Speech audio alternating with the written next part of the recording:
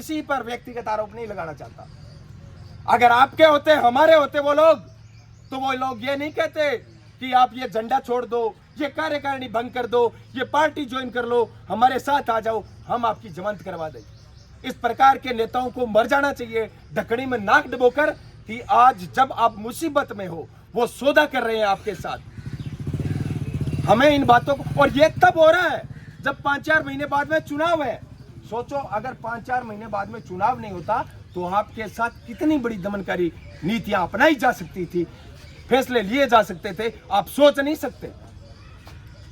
अभी तो ये सिर्फ और सिर्फ खाकी का रोब दिखाकर गिरफ्तारी किया आपके मनोबल को डिगाने के लिए, डराने के लिए, अपन तिरबंड करने खातर। लेकिन धमकी कर, अब हाँ वो धमकी दे के मान लो, कुछ भी मान लो, लेकिन मेरा आपको सारे भाइयों को, इधर माताएं मैंने भी बैठी है, आपसे इतना ही अनुरोध है, आपसे इतना ही अनुरोध है मेरे भाइयों कि आपको ना केवल डरना है, ना केवल लड़ना है, बल्कि 1% भी व्यक्ति भर भी आपके मन में ये नहीं आना चाहिए कि हमारी गिरफ्तारी हो सकती है या हमारे गिरफ्तार भाइयों को हो गए तो उनको कोई फांसी।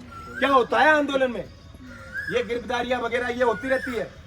अब अपने खड़े साथी कौन में अपने को उठा के ले जाए, लेकिन कौन सी फांसी दे देंगे ये बताओ? कुछ नहीं देंगे। कितने लोगों को अंदर ले जा सकते हैं, कितने लोगों को और कर लेंगे वो गिरफ्तार? मैं आपको इतना ही भरोसा दिलाता हूँ, आपका भाई हरि बेनीवाल, अब चाहे गिरफ्तारी हो चाहे ये कोई और फैसला लेते हैं, जब तक आपकी लड़ाई अंजाम तक नहीं पहुंच जाती, हम आपके साथ कंधे से कंधा मिलाकर लड़ेंगे, अग्रिम पंक्ति में लड़ेंगे, पीठ दिखाकर नहीं भागेंगे, आपको धोखा नहीं देंगे। इतना मैं आपको भरोसा दिलाता हूं। आप पर जो कार्रवाई होगी वो आपके भाई हरि बेनीवाल पर भी होगी। आपको पीठ दिखाकर नहीं भागेंगे, आपको अदर जुल में छोड़ के नहीं भागेंगे, इस मामले को अंजाम तक पहुंचाएंगे, चाहे हमें कोई भी अंजाम भुगतना पड़े। हम सब भाइयों को अब डिसीजन लेना है कि हमें आगे की लड़ाई किस प्रकार से लड़नी है। और यहाँ के मैं तो ये कहता हूँ, अभी सुबह पता नहीं कौन से भाई के साथ बात कर रहा था कि कल जब गिरफ्तारी हुई रात को थाने में जाकर एक लीडर ये बोल रहे हैं भाई आप ये झंडा छोड़ दो, हम आपकी जमानत करवा देंगे। सारे राजनीतिक पार्टियां नेता अंतिम संस्कार कर देना चाहिए, लोग पुतला जावा है नहीं 20 साहब, मतलब आगे आपने आगे रथ की यही कौन अब अठान ली जनाब आपने कोई डर को आपा हाँ जो गई आपा अपने लड़ाई दब्बर लड़ाई लड़ांगा, कम तो भरोसा तो उसी क्या कोई बंद कमरे में जाके सेटिंग तो कौन कर लेगो। आपा अपने हक की लड़ाई लड़ांगा, जब इन लड़ाई ने अंजाम तक पहुंचा सकांगा। दूसरा कंधा पर चलाई बंदूक कदी शिकार कौन करे करे, ओ भरोसा ओ इतिहास उठा के देख लो बोले। ये आपके लिए बहुत अच्छा मौका है। आपके भाइयों ने जिनकी गिरफ्तारी हुई है उनका पसीना है तो और उनका खून है तो आपके हक और अधिकार की लड़ाई के अंदर वो एक आहुति साबित होगी और आपका और हमारा संघर्ष तब तक जारी रहेगा। और राज्य की गिरफ्तारी हुई है, अभी गिरफ्तारी के खिलाफ सारा 28 की ऑफिस के आगे इकट्ठा हुआ। लिए थारा जज्बे ने, थारा जुनून ने, थारा हौसला ने सल्यूट करा। साथियों, ये जो आपका आंदोलन है, पिछले कई महीनों से आप लगातार इस कंपनी के खिलाफ अपने हक और अधिकार को लेकर लड़ रहे हो, और इसमें मुझे आपको बताने की कोई जरूरत नहीं है, क्योंकि आपने धरातल पर देख लिया होगा किसमें कितना पानी है, किसने आपको साथ दिया, किसने आपके साथ धोखा किया, किसने आप पर भरोसा किया। दुर्भाग्य इस बात का है कि सूरतगढ़ में चाहे किसान है तो, मजदूर है तो, व्यापारी है तो, उनके हकों के साथ खुला खिलवाड़ हो रहा है।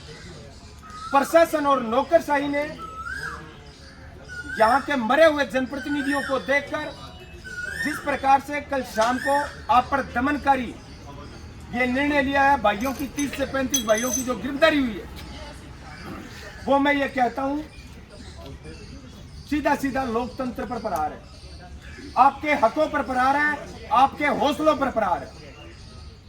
आप सब भाइयों में से एक भी भाई को जरा सा भी संकोच नहीं होना चाहिए, बल्कि गर्व होना चाहिए कि इतनी लंबी लड़ाई से वो लोग बौखला गए हैं, वो लोग डर गए हैं, इसलिए उन्होंने ये कदम उठाया है।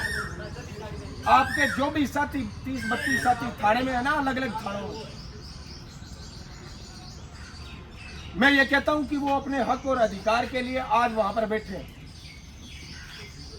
मैं धन्यवाद देता हूं भाई साहब सकी मोहम्मद का कि वो यहाँ आए, और इसके अलावा भी जो लोग आपकी आवाज को मजबूत करने के लिए आ रहे हैं। डिसीजन आपको और हमें लेना है कि अपने भाइयों की प्रशासन के सामने आत्मसमर्पण करके जमानत करानी चाहिए, या फिर लड़ाई में लड़ाई लड़कर इन लोगों को कहेंगे भी उनको गिरफ्तार कर लिया, हमें भी कर लो, दाल पानी की व्यवस्था रोटी की करो, और जितनों की कर सकते हो आप करते रहो गिरफ्तारियां।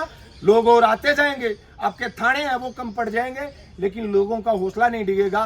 फैसला हमें यह करना चाहिए ताकि इन लोगों को आईना मिले, इन लोगों को समझ में आए।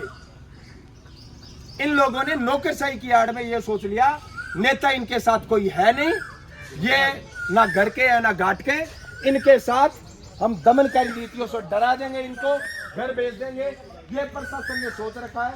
उस सोच को अगर हमें झूठा साबित करना है तो यहाँ पर खड़े प्रत्येक भाई को ये ठानना है कि चाहे मेरी गिरफ्तारी हो जाए, लेकिन मेरी गिरफ्तारी होने से पहले हमारे जो 30-35 साथी है उनके लिए हम 5-5 और साथियों को यहाँ पर मजबूती देंगे।